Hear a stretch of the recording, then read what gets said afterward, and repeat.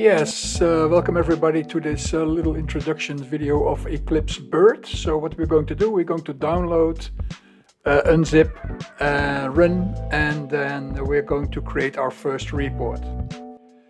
So to get to Eclipse BIRT and the download, you just Google Eclipse BIRT, and then you want to take a look at the BIRT GitHub page. This is our primary landing page. And from here you can get to the most places of BIRT. One of the things obviously is the downloads. The downloads will bring you to the latest and the greatest automatic build, powered by Oomph, by the way, but that's a side note. So what we are going to do, we're going to download the latest milestone over here. You can also do the latest release, latest stable release. We have an upcoming 4.16 and currently is 4.15. So it's up to you what you want to download. But if you scroll down in any page, you can see the downloads over here. So what do you need to install? Well, the most convenient one is the all-in-one. So you can take the download that is appropriate for your specific platform. So the BIRT Report Designer all-in-one 4.15, or if you want, you can also download the latest milestone. That's the 4.16 release, and that's the one that I have just downloaded. So you download it, you unzip it. I have unzipped it in my downloads folder, and then you just navigate to it. So this is my unzip over here. You go to the Eclipse folder, and then you click birt.exe, and in a couple of seconds, depending a little bit on your security settings, the Eclipse BIRT perspective will open, and this is what you will see. Okay, so it's kind of empty, and what we want to do is we want to create our first report. The BIRT is designed to get data from your data sources. Most likely this will be a JDBC connection to some database. And we also have a built-in database, so this is just excellent for playing around with BIRT. I'm going to show you how you can create a report. So first of all, we want to go to the Project Explorer that is docked over here, and we're going to create a report. Going to click that link. Then you get a couple of report suggestions. Obviously, we want to do the business intelligence and reporting tools. That's this one, and we want to click a report project. So then we click next. We give our project a name. My first BIRT project. For example, it's up to you, and you press finish. Okay, so the BIRT project will host the reports, and the reports, they are of extension .report design. So now we have the project, and inside the project we are going to create reports. So let's do that. Right click here, and I say new report. There we go. And I'm going to give it a name, so I could, for example, say customer report, and then we can click next to do some other stuff, but for this first one we're just going to press finish to take all the defaults. What we are seeing now is the RPT design is being opened, and we are now in our what you see is what you get designer. So we can close this report and it will go away, and how to open it again is double clicking on this customer report.report design, and you can see that it will be available again. Here we have our report. This is just a blank page at the moment, and this is the properties editor. This is really important. We will take a look at some of those things later, but you just have to play around with it a little bit. Now what you see here is the palette, and it looks like you have to start with this, but actually you have to start with the Data Explorer, which can be found over here. And we want to first define a data source. That is something that points to your database. Then we're going to create a data set, which is the SQL to get your data. And those are the two most important things to get started. So let's just take a look at that. I'm going to right click here and say new data source. And we have a built-in model, a built-in classics model sample database that contains, that's a database about classic cars. So it contains customers, cars, a couple of databases that you can just play around with, and you don't really have to install anything. So I'm going to use that classic models sample database, press next, and finish.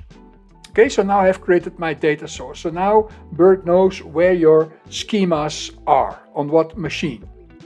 So then we're going to create a data set. Okay, going to create a new data set. We're going to give it the name Dataset, but we can also give it a different name. We can, for example, say customer set. I don't know. It's up to you. And then I'm going to press next here. And inside our demo database, you can see there's a couple of schemas, and the schema that we want to have is the classic model. So if I open that, you can see there's a bunch of tables in that schema. For example, we have our customers file. So I can open that up, and I can, for example, see, let me make this a little bit bigger. I can see we have customer number, customer name, last name, etc., etc. Right? So this is our database, and BIRT actually goes to your data source and finds all the tables, and you can just conveniently look at them like this: employees, offices. We have orders, right? So customers have orders, things like that. So this is your classic database. So what we're going to do, we say select star from, and then I can just drag this in over here. Select star from classic model customers, right? And now this is just the basic select, and that is what I am going to just accept. Okay, it says, well, I have analyzed your data set, and I can see that we have a number of columns, output columns. Great, so I can already edit those to change the display name, for example, into something else. I can do a lot of other things, but I will not go into that just now.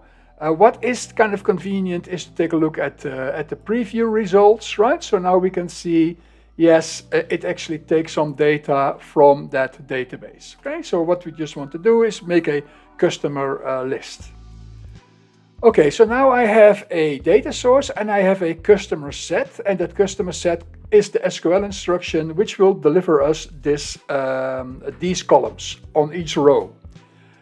So the easiest thing to do here is just to drag my customer set on top of my list. It says, okay, well, which fields do you want to see? Well, let's just pick something: customer number, customer name, last name. I want to have the phone. Yeah, let's just say that I want to have a phone list of my customers. So these are the 4 fields that I then want to see. But you can just play around with it as you like. So what you can see now is that we have created a table, and the table has a header, and the table has a data row. And what is going to happen is that when you run the report, it's going to print the header row one time. It's going to print the detail row for as many times as we have rows in the set, and then it's going to print a footer line. Okay, so this is how how you can quickly create a report design. So now we're basically done.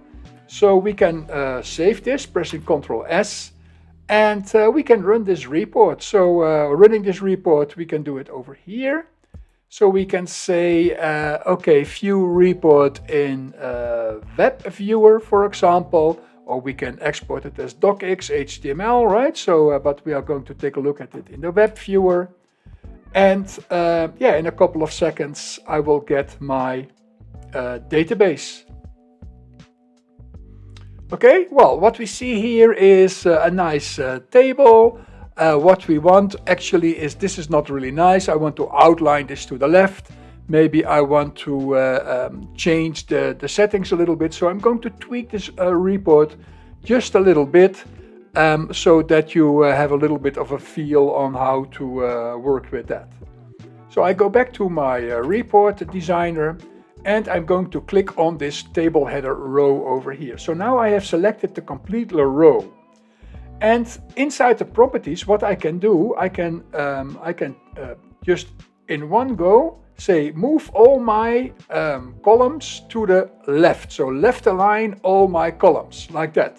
Okay, so that's very convenient. I can also individually do that. I can click on a cell and then say, well, I want to have this centralized, but clicking on the table and then on the line over here, and then saying, okay, give me everything. Okay, so this is now overridden. This single cell, let me just see if I can also, well, all right. So this is now right aligned. Why not this phone number? Okay, so let me get that one as well. Oh, actually, well, anyway, okay, so you get the idea, right? So we have this right aligned. Let's click on the table again. I'm clicking here on this. If you hover over it, it will appear. So I click on that label. Then I click on this label. The whole row is selected, and I say, okay, I want to have this bold-faced, right? So this is something that I can do right that. So now I have realigned them, and maybe I want to give this a better text, so I can say number over here, number, not bumper. And I could say here last name, oh no, customer name, this customer, and this is last name, and this is phone number. All right, so it looks kind of nice. So I press save again, and I'm going to run this report again in the web viewer and see what we get this time, right? So yeah, this is just your first introduction to the report designer. Yeah, so this is it. So just play around with it and see if you can get some information from your database on your report. Okay, see you later for the next one.